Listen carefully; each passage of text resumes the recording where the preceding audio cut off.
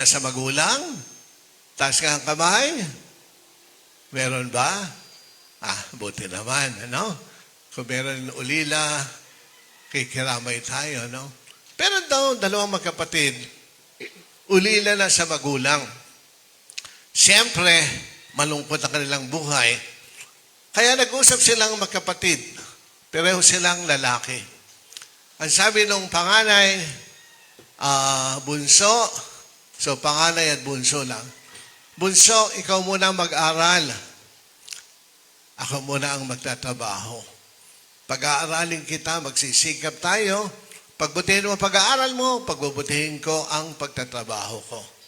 Yung panganay, hindi pa siya kasi nakakapagtapos, namasukan lang na tigahukay, tigasemento, carpenter, lahat pinasukan niya. Para lamang mapag-aral yung kanyang kapatid. Mabuti ba siyang kuya? Oo, mabuting kuya. Kahit hirap na siya, ang iniisip niya yung kanyang kapatid na bunso para makapag-aral. Hukay dito, trabaho roon, trabaho rin eh. Hanggang isang araw, sabi ng kanyang kapatid na bunso, kuya, nako, malapit na akong graduate. Ikaw naman ang pag-aaralin ko. Wow! Hindi ba? Napakasarap na relasyon ng magkapatid. Kaya nung graduate si bunso, umiiyak si kuya. Sa tuwa. Kaya sabi niya ng bunso, kuya, magtatrabaho naman ako ngayon. Ikaw ang mag-aaral. Kaya lang yung kapatid niyang matanda, tumigas na ang kamay sa katatrabaho. Hindi na kayang sumulat. Pasmado ng kamay. Kaya sabi niya sa kanyang kapatid na bunso, naku bunso, hindi ko na kayang mag-aral. Tingnan mo ang aking mga kamay. Puro kalyo na. Pasmado na. Hindi na ako makasulat. Hayaan mo na lang na hindi ako makapag-aral. Ang mahalaga, natapos ka ng pag-aaral. Ikaw man lang. Kaya alam ko, natutuwa si nanay at si tatay doon sa kabilang buhay sa langit. Nakatapos ka. Tapos umiiyak yung bunso. Sabi niya sa kanya, kuya, paano kuya ngayon? Gusto ko pa namang gantihan ka ng utang na loob. Di ba, bunso? Basta patuloy lang tayong magkaisa at magmahalan. Natutuwa na rin ako na tayong dalawa ay pinagpala rin ng Diyos. Alam niyo mga minamahal ka mga kapatid, may mga pagkakataon sa ating buhay, susubukin ang inyong relasyon sa inyong kapatid, susubukin ang inyong relasyon sa inyong magulang, susubukin ang inyong relasyon sa inyong mga kaeskwela, sa mga teachers. Ano kaya ang masusubukan ng Panginoon? Magiging mabuti ba kayong kapatid? Magiging mabuti ba kayong mga anak? Magiging mabuti ba kayong mga estudyante? Sinong sasagot niyan? Kayo. Kayo. Kung kayo ay magpapakabuti at magpapakabanal, yan ang inyong bahagi sa mundong ito. Kaya, sikapin ninyo, magiging maganda ang kwento ng inyong buhay. Sino magpapaganda? Kayo. Hindi ubrang isabuhay ng iba ang buhay ninyo. Kayo lamang ang gagawa ng istorya ng inyong buhay. At sana, paglaki ninyo, pag nakatapos na kayo sa inyong eskwelahan, nakapagtrabaho na kayo, babalikan nyo ang mga alaala na inyong buhay. Magiging beautiful stories. And that will be your contribution to the world. Alay ninyo sa Diyos. Amen. Magsitayo na kayong lahat. Patuloy tayong manalangin ng may matibay na pananalig sa Diyos. Ating itugon ng malakas. Ayan. Ito ang tugon natin. Panginoon ng ubasan, pagpalain mo ang aming mga buhay. Panginoon ng ubasan, pagpalain mo ang aming mga buhay. Ang Santo Papa, naway makatanggap ng liwanag, lakas at tulong sa kanyang pag-akay sa simbahan sa mga panahong ito ng kahirapan. Manalangin tayo sa Panginoon. Panginoon ng ubasan, pagpalain mo ang aming mga buhay. Ang ating mga isipan, naway mapuspos ng kapayapaan ng Diyos na naghahatid ng walang hanggang kagalakan at walang katapusang kaligayahan. Manalangin tayo sa Panginoon. Panginoon ng ubasan, pagpalain mo ang aming mga buhay. Sa ating mga sariling buhay, naway makapagbigay tayo ng bunga ng pag-ibig, pagpapatawad, katarungan at kapayapaan.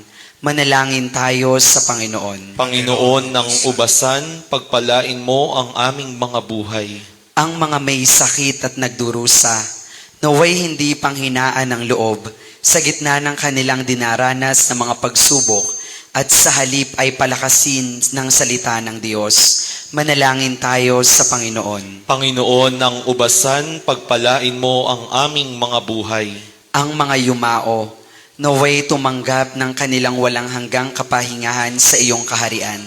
Manalangin tayo sa Panginoon. Panginoon ng ubasan, pagpalain mo ang aming mga buhay. Ama naming nasa langit, nagpapasalamat kami sa iyo para sa iyong tapat na pag-ibig.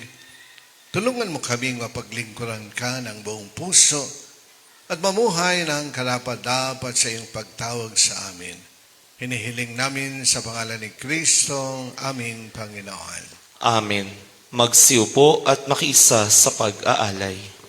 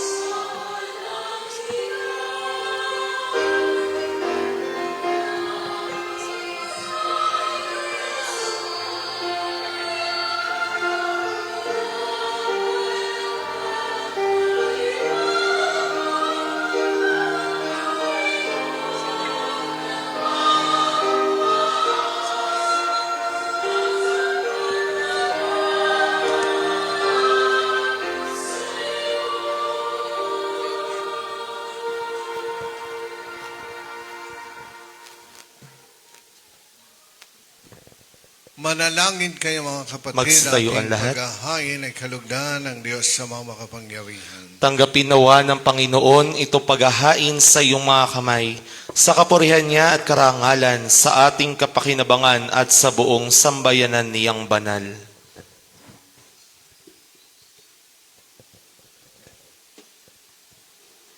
Ama naming lumikha, pangunahan nawa kami ng iyong kagandahang loob sa paghahain bilang iyong mga lingkod sa pamagitan ni Kristo kasama ng Espiritu Santo magpa sa walang hanggan. Amen. Sumainyo ang Panginoon. At sumaiyo rin. Taas sa Diyos sa inyong puso at diwa. Itinaas na namin sa Panginoon. Pasalamatan natin ang Panginoong ating Diyos. Marapat na siya ay pasalamatan. Ama na makapangyarihan, tunay na marapat na ikaw ay aming pasalamatan sa pamagitan ng Jesucristo ang aming Panginoon. Siyang salitang katuwang at kapiling ng lahat ng umiiral iyong likhain. Siya'y sinugo mo para kami sa gipit palayain, kaya't kinalingan ng mahal na Birhen na naging kanyang inang totoo sa kapangyarihan ng Espiritu Santo. Kaya kaysa na mga anghel at mga banal, pinagbubunyin namin ang iyong kadakilaan.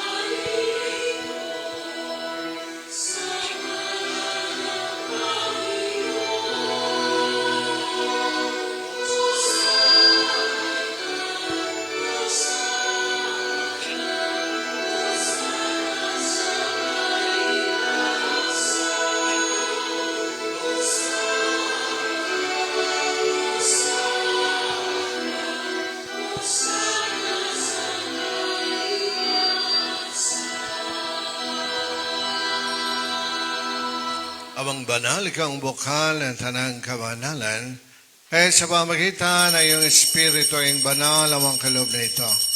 Para sa amin ay maging katawan at dugo ng Panginoong Hesus Kristo. Bago niya pinagtiis ang kusang loob na maging handog, ginawa ka niyang tinapay, pinasalamatan ka niya. Hinati niya yon, iniabot sa kanyang mga lagad at sinabi, tanggapin ninyong lahat ito at kanin. Ito ang aking katawan ay handog para sa inyo.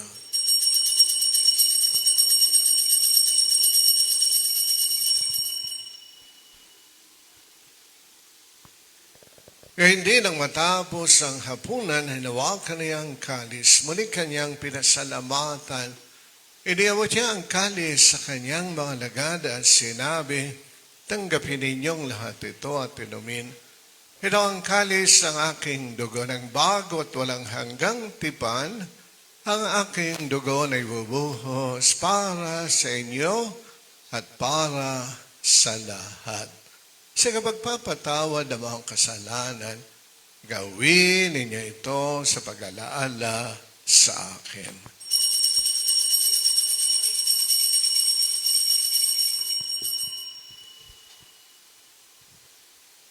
Pagbunyin natin na hiwaga ng pananampalataya.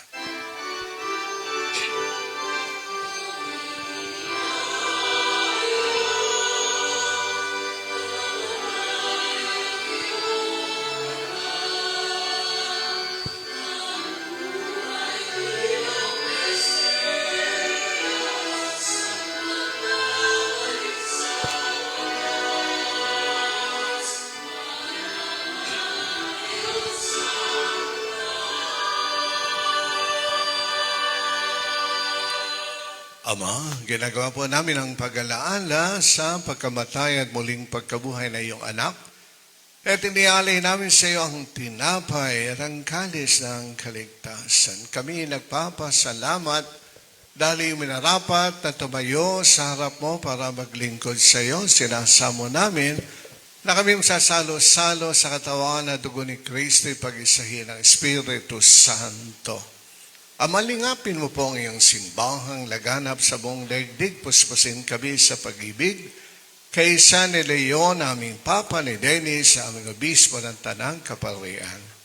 Alalahanin mo rin po ang mga kapatid namin na himlay, ang lahat ng mga kaluluwa sa purgatorio, lalong-lalo ng aming mga kapamilya at mga mahal sa buhay. Gawin kami marapat na pumasok sa buhay na walang wakas, kaysa na mahal na Birheng Maria, na ina ng Diyos sa tinanaming lahat. Kaysa ni San Jose at lahat ng mga banal, na namuhay sa daigdig ng kalugod-lugod sa iyo. Ay pagdiwang nawa namin ng pagpupuri sa ikararangal mo sa pamamagitan ng iyong anak ang aming Panginoong Hesu Kristo. Sa pamamagitan ni Kristo, kasama niya sa kanyang lahat ng parangal at papuri sa iyo, Diyos amang makapangyarihan, kasama ng Espiritu Santo, magpa sa walang hanggan. Amen. Amen. Kaya mga kapatid, bilang isang pamilya ng Diyos, sama-sama tayo sa pananalangin sa Ama, sa pag-awit ng Ama namin.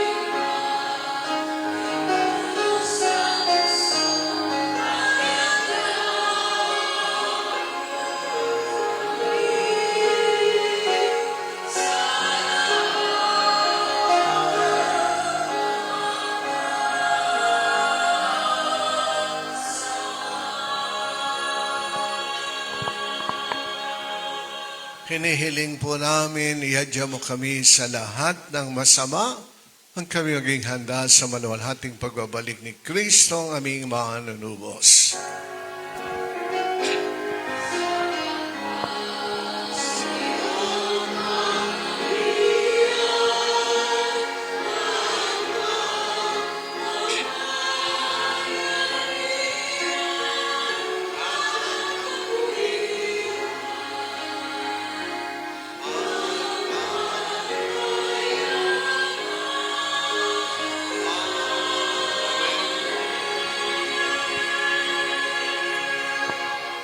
Panginoong Jesucristo, sinabi mo sa iyong mga apostol, kapayapaan ang iniwan ko sa inyo, pinagkakaloob ko ang aking kapayapaan. Pag-unsa ng salang-alang ang aming kasalanan, kanyang pananalig na iyong simbahan, na mabuhay ka nagahari, magpasawalang hanggan. Amen. Ang kapayapaan ng Panginoon ay lagi nawang sumainyo. At sumaiyo Pati rin. natin bawat isa ng kapayapaan ni Kristo, kapayapaan, kapayapaan, sa inyong lahat, kapayapaan.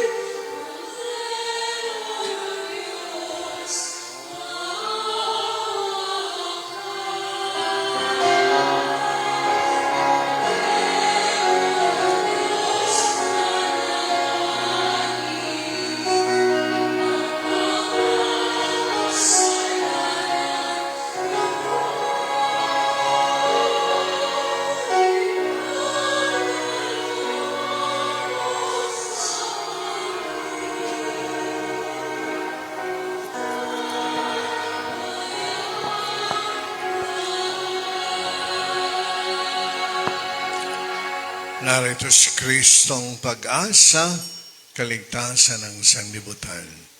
Mapapalad tayong tinatawagan sa kanyang banal na piging. Panginoon, hindi ako karapat-dapat na magpatuloy sa iyo, ngunit sa isang salita mo lamang ay gagaling na ako.